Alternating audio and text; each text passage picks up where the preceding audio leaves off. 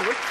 I suppose, actually, it's more, what I usually do and what I've tried to do here is to summarise the entire day. But I don't think I've ever heard so many words all in one day, all together. To be honest, this is the poem, and I don't want to keep you for the rest of your lives.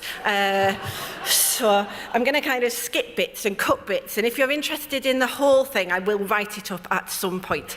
It's kind of weird being back here now, 100 years after I was originally here. I'm kind of wishing I could always follow Conservative cabinet ministers, to be honest. Kind of just enjoyable in so many ways. But so has the day been, and thank you very much, audience, for your brilliant solidarity, actually. That really meant a lot. And I know it's something that underpins, I suppose, the spirit of the day in lots of ways. So I'm just going to just do the poem. Let's see where we get. So, the art of leadership. Maybe Culture Minister Michael Ellis showed it's about knowing your audience, which is hard to do. Again, we could take that either way. He'll never know. When he reads back, he'll be like, oh, Kate, you're dead wise. Yeah, I totally. Anyway. We're digressing. Sorry. Right. Showed it's about knowing your audience. Hard to do when you're new, but necessary if they're going to stay with you on your trips to London and your own constituency and hopefully elsewhere.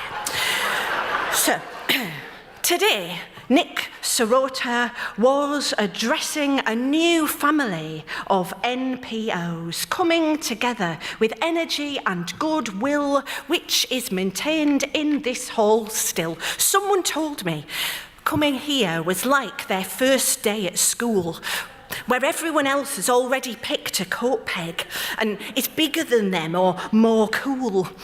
Several people told me they already know this NPO stuff. They want to be challenged. They want the Arts Council to be tough, to say if you're not truly diverse, that's not good enough. And in this room, there are still people who feel they're a tick in a box and they've already smashed ceilings and broken locks, but now they want to be appreciated for who they are. So, Nick Serota welcomed us, new NPOs, to the family.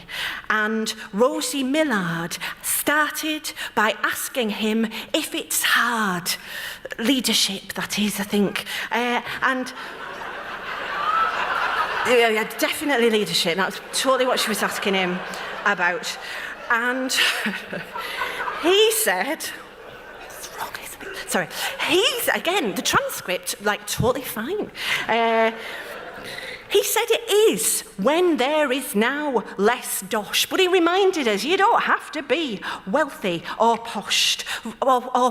Revealed that under that well-done grilled surface, sometimes confidence is a front. And also it's about keeping the faith, being supported by your board, supporting artists in turn, being committed to innovation, exerting the arts' soft power.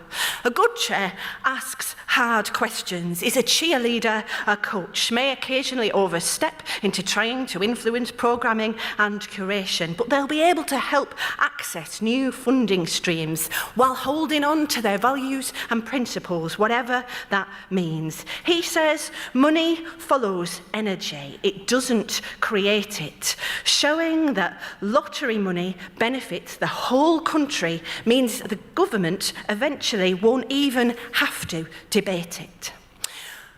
Also, we need to look outside, increase that visibility and pride. June Sarpong trumpeted a Charles Black, a white man who, on seeing Louis Armstrong play trumpet, realised all the prejudices he had held about black people were wrong, joined the likes of Frederick Douglass in their fight for how pictures can pre-vision a future of equality of black and white. From Walthamstow to Kiss to T4, battling and encountering our own prejudices along the way. 6 steps from separation to integration. Challenge your ism, check your circle, champion your cause. Calculate the figures like how 1 in 5 people in the UK have a disability. Look outside your circles. Normalise, like EastEnders, Colin and Barry. on the telly all those years ago. Now we're a country in which gay people can marry. And it's not just about bodies or voices. It's about giving the world £127 billion more of inclusive choices. So, how to create the conditions for change? Kate Willard says relevance is different from Billericay to Grasmere, that northern women die earlier and get paid less. So I'm going to try and make it to the end of this poem, at least. Overcome my distress. Damon Buffini says your NPS, your Net Promoter Score, means people trust arts and cultural organisations more, but our influence with government is still too poor. Rachel Caldicott says innovation is not just about looking ahead, you can also look around and down. Keep your purpose alive. As a leader, you can help make it clear that everyone has permission to have a new idea. Leon Ward says leadership is about balance, like the justice statue with her scales. The art of leadership, embodied in Anissa Hagdadi. Young people don't trust institutions. Institutions are desperate to connect with them. Trust is sinking. If everyone's like-minded, they're not thinking. She mended her own tear by finding out how each could add value to the other to heal the rift. Asking, profit for what? That's the social entrepreneur's gift. The art of leadership happens in libraries, where you gather unusual friends to see what they've got, where you build an 8-foot yacht, where you engage your local university. It happens when you change the rhythm, so you don't just go home and carry on, but shift your organisation, get everyone singing a different song, and let people build from your capital, so that as you build bridges, everyone sings, while you're building the thing that will build more things. Patrick went from a rugby club at St Helens where people queue out the door to talk after the match. It's a habit they try for as a listening organisation, part of their souls. Listening and working closely with the community are how they achieve their goals. Kate also made multiple listening partnerships in order to break into prisons, a circular process, so there was time to make an all-women Shakespeare.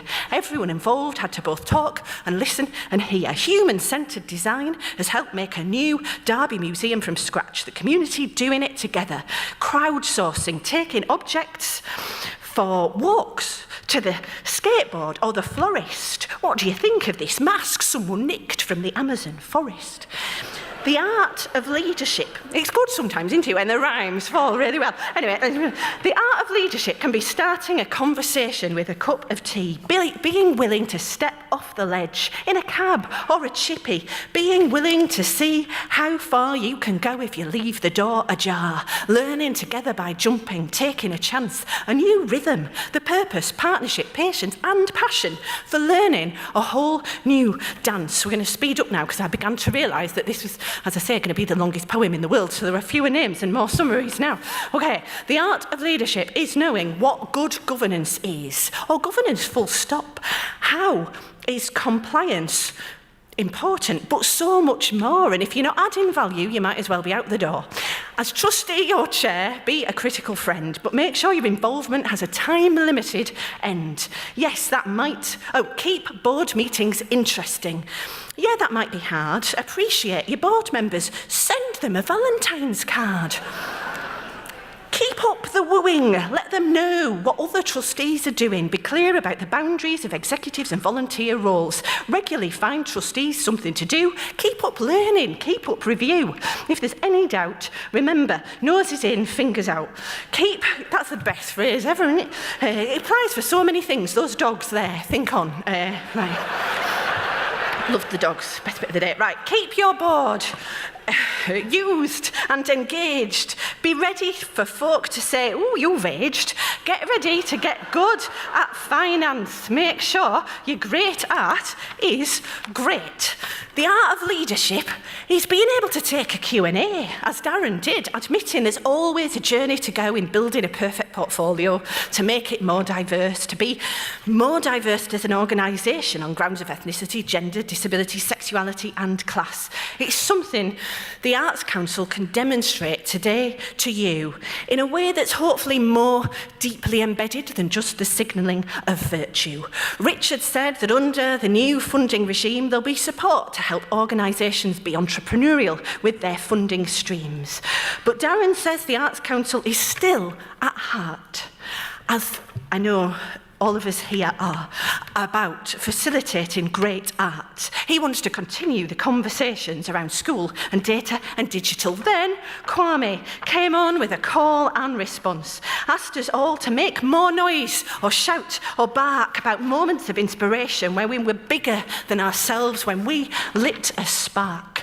Then he inspired us to be bigger than we can be. After his initial failures in Baltimore, it was about saying, we are doing this. See, a supportive board and chair rapid response robots embedded in the community, who then gave $32 million so a theatre could be built in their image. People who looked like them employed. For Kwame, it's no burden of leadership or representation. It might be a burden around being paranoid.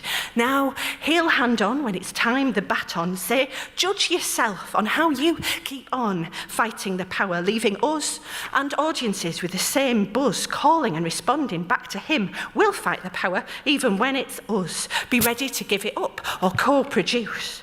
So, what one thing to summarise, what top tip, what pearl of wisdom is at the heart of the art of leadership? Well, deeds, not words. What should you chairs and CEOs be ready to do as you surge now towards the Hippodrome door? In summary, as David Jubb said, just talk to people more. The end. Thank you very much. Thank you so much, everyone.